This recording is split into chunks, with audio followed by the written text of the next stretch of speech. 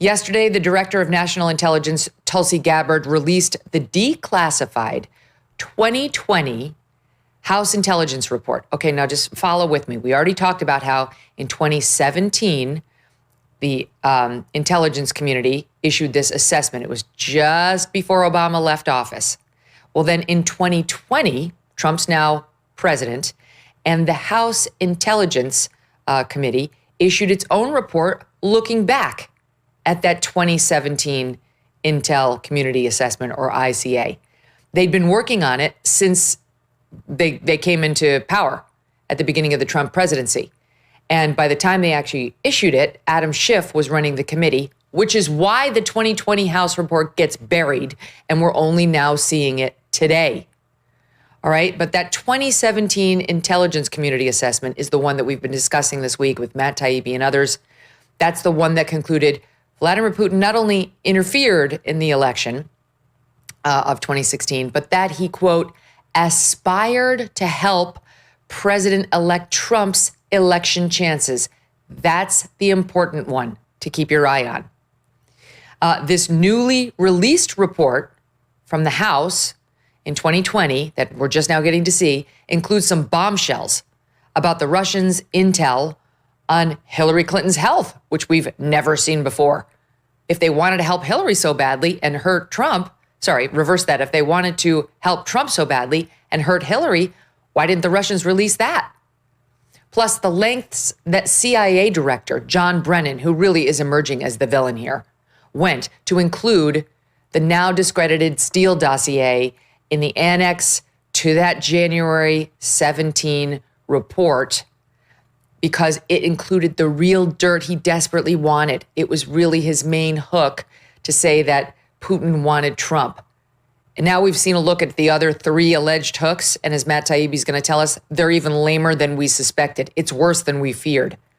But when we learned in this 2020 House document, we're just now seeing that Brennan, who was running CIA under Obama, was confronted by a CIA officer about the flaws in the dossier. The guy was like, dude, we can't rely on this. We can't use this to say there was aspiration to help Trump. We shouldn't be sticking it in the annex to our report, or relying on it in any way. This needs to come out. It's fatally flawed. Brennan allegedly said, quote, yes, but doesn't it ring true? Holy cow. Joining me now to react to all of this and more is Matt Taibbi. He's founder of Racket News on Substack and co-host of America This Week podcast.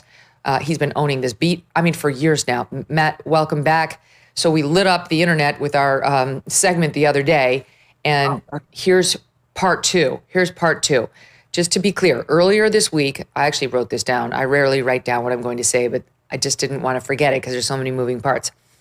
We learned that intelligence community assessment of January 17 was set to downplay Russian interference in the 16 election. And then after a meeting with Obama and the top intelligence community officials, or at Obama's direction at least, the intelligence community did a complete 180 and played up Russian interference instead of playing it down. And we learned from what was released by Tulsi last Friday that was all at Obama's direction. He made clear he wanted that 180, and they had the flimsiest of evidence to do it. In particular, this piece about the Russians aspired to help Trump win.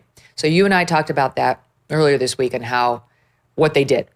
What we've seen in the release that came yesterday is this House intelligence report from 2020, buried up until now, that shows just how flimsy the evidence supporting that aspirational point was. Yes, Steele dossier, we knew that one sucked, but we didn't know about this Brennan quote, it has the ring of truth. And the other alleged supporting evidence was even flimsier, arguably, than the Steele dossier. Do I have it right? Yeah, so that's pretty much it. You got it, Megyn. Yeah. Okay. So to go through, like when you saw what was released yesterday, this House Intel report, first of all, why was this buried when Andy McCarthy, who's again dumping on the story, he points out hey, that House Intel report was largely put together by Kash Patel, who was a committee staffer at the time. And like it was a Republican-controlled House for a couple of those years. And even when it became a Democrat-controlled House, there were Republicans who knew about this. So why did this report stay hidden up until 2025? Okay, that's a really interesting question, Megyn, and it's got a fascinating answer that should give everybody a lot of pause. So, as you correctly note, this investigation, the bulk of it was done by a team that was assembled by then Chairman Devin Nunes of the Devin Nunes in 2017 and a little bit of 2018, if I'm not mistaken. So there were two teams. One of the teams put together what was later called the Nunes memo. If you remember, that was the one outlining the abuse of the FISA system. Everybody dumped on that, and then there was an Inspector General report that came out a year later that completely vindicated it and proved that it was true. Well, the other half of this team, there was a small unit that worked out of a little room in the CIA headquarters, a little room at Langley, and their work product was locked in that secure vault the entire time. And it has not been allowed out since then. Through all the different political situations you mentioned, it was still there even up until about 3 weeks ago. You might have noticed the House Intelligence Chair now, Rick Crawford, he complained publicly to Donald Trump and said that there was a whitewash going on. My understanding is that Trump interceded and resolve some kind of conflict that had been going on with the CIA. And now, as a result, the document was finally returned to the Hill. So anybody who was thinking that it was just sitting there in Congress awaiting release, no, it wasn't. It was locked up and classified the entire time. Wow. Okay, so now we've gotten a look at it. And this is in part what we've learned, that they concluded in this House document that the Intelligence Community Assessment, or ICA, of January 17 was subject, quoting here, to unusual directives from President Obama and senior political appointees, particularly CIA Director Brennan. Unlike, still quoting, routine intelligence community analysis, this ICA was a high-profile product ordered by the president, directed by senior IC agency heads, and created by just 5 CIA analysts using one principal drafter. Production of this document was subject to unusual directives from the president and senior political appointees, and particularly Brennan. The draft was not properly coordinated within the CIA or the intelligence community, ensuring it would be published without significant challenges to its conclusions. And then it goes on to say, hold on, the judgment therein that Putin had a clear preference for Trump and, quote, aspired to help Trump's chances at victory did not adhere to the intelligence community's standards and was based on potentially biased and implausible information that Brennan ordered published. Your headline in your document is, it's worse than we thought. And I think that's based in part on what now we see the full panoply of information that Brennan used to get to that conclusion, that because it matters. Everybody who's defending what Obama did says, we knew the Russians interfered. Stop trying to tell us the Russians didn't interfere. That's all we ever said. That's not true. They did say more than, they said the Russians interfered because they wanted to get Trump elected and that Trump colluded with them. Collusion fell apart, but they still hung on to, but Putin interfered to help Trump. So in other words, the election was unfair, and it was unfair in Trump's benefit because that's who they meant to help. That has now fallen apart. And now we're seeing how that other lie got shoved out there. By the way, that lie was the basis for the collusion narrative too.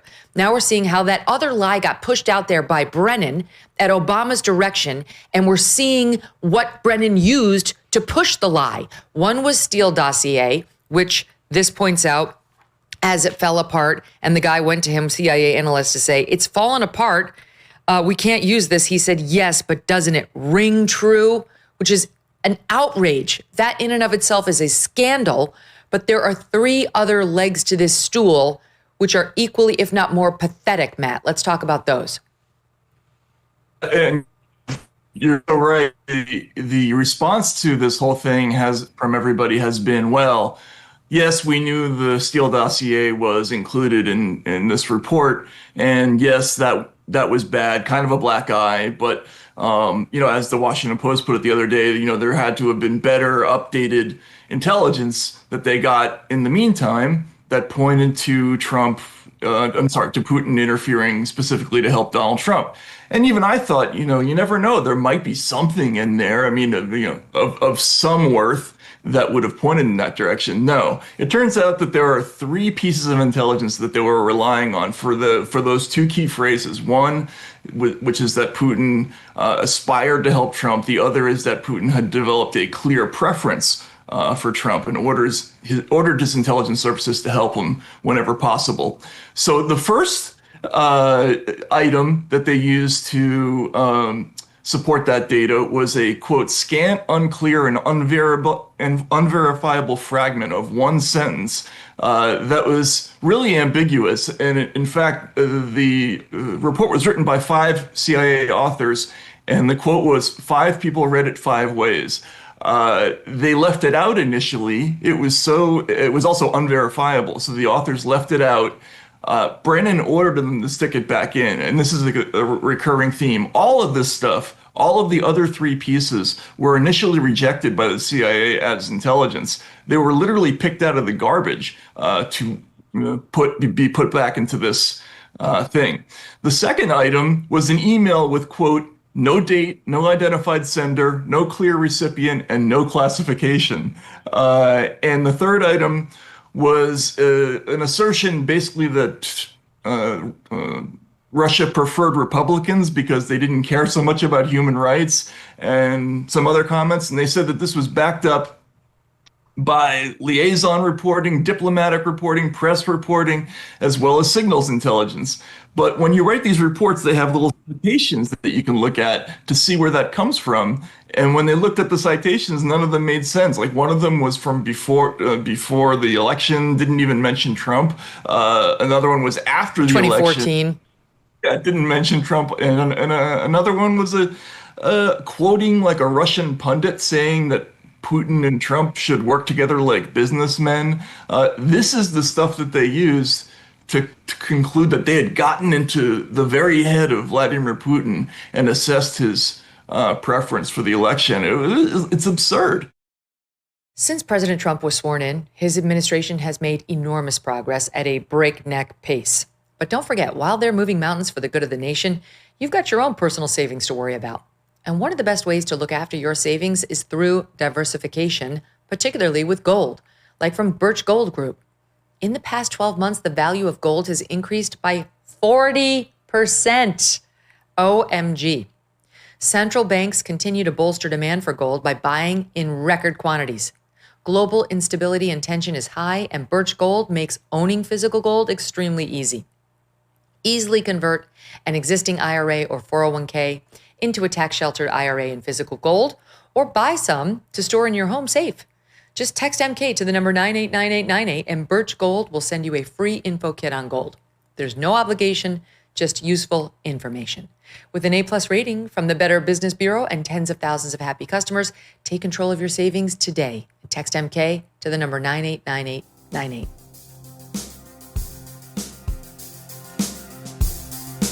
Thanks so much for watching. If you like what you just saw, hit the subscribe button for more clips and full episodes.